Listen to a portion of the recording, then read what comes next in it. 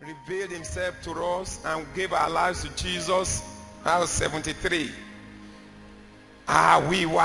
We felt that we were on top of the world. Here and there you see us with the gospel of the power of God everywhere. But we were feeling that time that they are hard. We are carrying the power of God, and nobody else is like us. But I discovered that later, as we grew in the faith, I discovered that we have not even moved to the fullness of the experience of God. Brethren, today I want us to know that there is no level or state that a man is, that there is no room for improvement. There is no position you find yourself today that there is no room for enlargement. There is no area that you may be in charge and in control today that God cannot still bring you increase. Is this in your academics? God can still make you to excel. There are some of us, we feel that we have arrived. I was reading about a lady just last week that was honored by Ekiti State government. She had the best result in the whole of Nigeria during this, in our WAEC. She had a A1, nine A1s. Another young man that had 9 A1s, when they placed it side by side, they discovered that the quality of her A1 was greater than that of the other boy. And she was celebrated by Ekiti State government. So maybe you are just you just have a A2, and so, and then you feel that yes, we have arrived. You are just a local champion. When you get into another place, you will discover that you have not yet arrived. And is it money that you have now?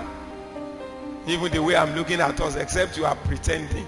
I know that none of you is all that rich now that you feel that you have arrived. Or is it knowledge? Is it achievements? There is still room for improvement. God told Joshua in Joshua chapter 13 verse 1. And I want us to read that quickly. Now Joshua was old and stricken in years. And the Lord said unto him, Thou art old and stricken in years. Remaineth yet very much land to be possessed. Brethren, when you go through the book of Joshua, it is the story of the conquest of the Israelites. God started with Joshua from chapter 1 by telling Joshua about the death of Moses. God told him in Joshua chapter 1 verse 2 that and the Lord called Joshua and told him and said unto him, Now Moses my servant is dead.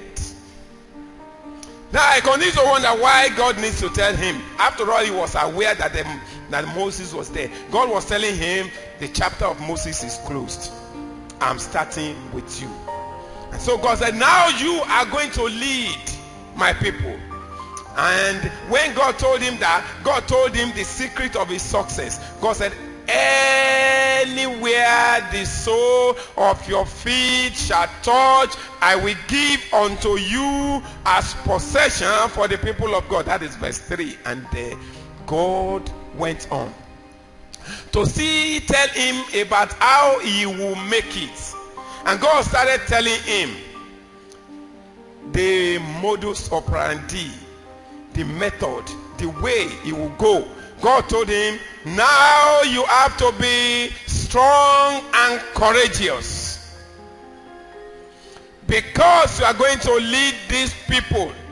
God went further to tell him when he got to verse 8 that this book of the law shall not depart from your mouth, but you will meditate therein day and night. And if you are careful to take note of what is written therein, then you will make your way prosperous and have good success. And God went again to verse 9 and said, only be strong and courageous. God gave him the step, and right from that place he moved on and he started the conquest. From chapter 3 he started the conquest, and by the time they got to chapter 12 we could see that the Israelites had shared the land. And by the time they shared the land, they felt that okay, we are comfortable. After all, this portion is enough for us. After all, how many are we? So this one should be enough for us. Do you know that some of you are just like that? Parents, you say, how many of us? Could you met an be tayiba ti mu yara kan, ti kende mu kan, our parents na amu kan. Abi? We thought like that. So we never thought of expansion. So they felt that okay, we have arrived. But when we get to chapter 13 is a transition from the story.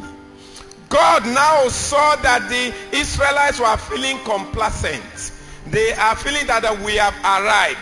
They are feeling that okay, we have accomplished all that we need to accomplish. At least every one of us has shared the land. The 2 and a half tribes are in the other side and they are comfortable. The rest of us now here, we are also comfortable. So we are all right. But God told Joshua that even though you are old, even though you are stricken in age, you still have much more to do. You still have more land to conquer. Never you say that you have arrived. Never you say that you have possessed everything. And God started listing. Say, look at it. If you look to your west, many lands. Look to your north, many. Look to east, look to south. You have many. God now gave him the lists of all the lands to conquer. I know God is speaking to somebody here today that you still have much more land to conquer. Physically and spiritually, you still have much more available opportunity placed in your hands, which you must not allow it to go. Much land to conquer. In the 80s, when you have your first degree, you feel that that is the peak. Or maybe in the 70s, 80s, you feel that is the peak. That is why many of our people, by the time they obtain an NC certificate, they feel that kilo too cool. Hey, Luna, come on, we'll be eating with this one. But NC to them, is it actually relevant again? If you have NC, you are a little better off than the secondary school leaver. When my parents used to talk about standard 6, when I was in primary school, I was eager that by the time I finish my primary school, I'll become a teacher because I will have read standard 6. But you see,